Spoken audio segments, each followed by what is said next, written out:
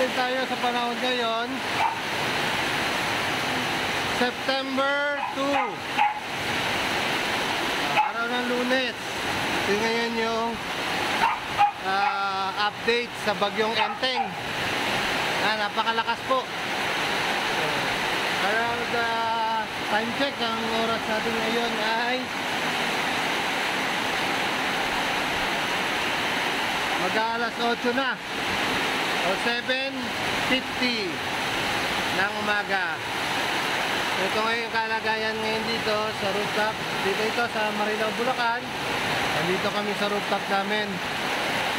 So ayan o, napakalakas ng ulan. So parang ganito si Karina, pero sana hindi siya kasing tagal ng ulan niya. Ayan. So kung titingnan natin yan, ayun yung NLEX. Ayan. Ayan yung billboard ng Petron, ayun yung NLEX.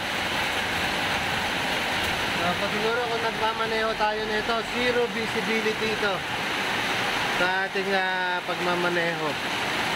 So mga amigo, ingat-ingat sa pagmamaneho. Kung hindi natin makita ang daan, siguro mas magandang huminto muna tayo, magpalipas. Sa mga nagmamotor naman, ingat lang po, madulas sa daan.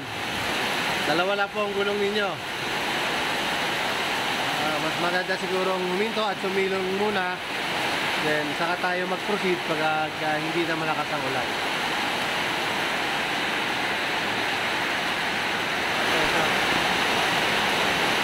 Parang ganito si Karina yung ulan ni Karina. Ganito yun.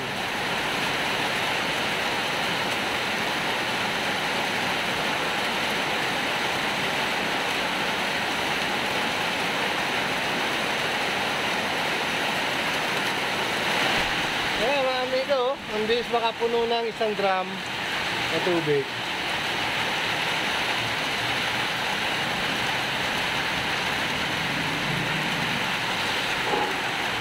Kaya medyo humina na yung ulan. Sana wag kasing lakas ito ni Karina. Dahil nung nakaraang ulan na napakalakas, talaga namang ang daming binaha dito sa Bulacan. May kawayan, marami kaming kaibigan na talaga namang hanggang dibdib yung baha sa kanilang lugar. Sana wag kasing lakas ito ni Karina. Medyo humina naman na. Hindi na kasi lakas kanina. Mga amigo, ulan lang. Ngayon humahangin na ngayon yung bagyong Enteng.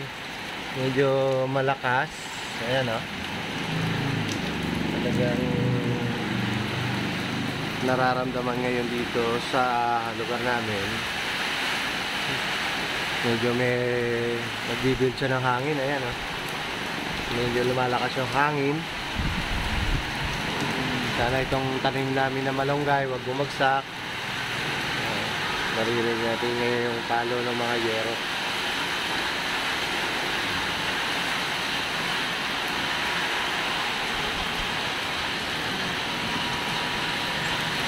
Ayan. Medyo lumalakas ang hangin. Ayan. So ingat tayo mga amigo at see you on my next video.